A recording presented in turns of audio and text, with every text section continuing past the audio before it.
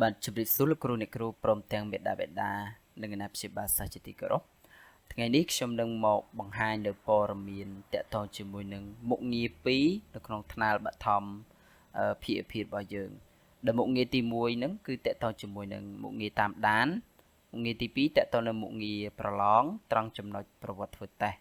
ប្រសិនបើលោកគ្រូអ្នកគ្រូព្រមទាំងមេដាបេដានិងអាណាព្យាបាលសាស្ត្រចង់ប្រើប្រាស់នៅមុខងារទាំងពីរនេះគឺមិនទាន់អាចដំណើរការបានទេដោយសារតែខាងប្រព័ន្ធថ្នាលបឋម PHP ត្រូវការអាប់ដេតបាទនៅមុខងារទាំងពីរនេះសិនចំណែកមុខងារផ្សេងទៀតលោកគ្រូអ្នកគ្រូក៏ដូចជាមេដាបេដាណាព្យាបាលសិស្សគឺអាចប្រើប្រាស់បានជាធម្មតាចំណុចមួយទៀតតកតងជាមួយនឹងប្រព័ន្ធទូរស័ព្ទ iPhone ក៏មិនទាន់អាចដំឡើង app ថ្នាលបឋម PHP នេះបានដែរ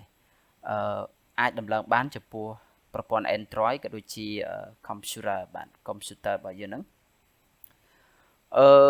មុខងារទាំងពីរនេះឬក៏ទូរស័ព្ទ iPhone អាចដំឡើងបានលុះត្រាតែទទួលបានព័ត៌មាន update ពីខាងនាយកដ្ឋានបឋមសិក្សាបាទលោកគ្រូអ្នកគ្រូក៏ដូចជាមេដាបេដាណាព្យាបាលសាស្ត្រអាចតាមដាននៅក្នុង page បាទដែលមានឈ្មោះថានាយកដ្ឋានបឋមសិក្សាបាទអរគុណច្រើនជម្រាបលា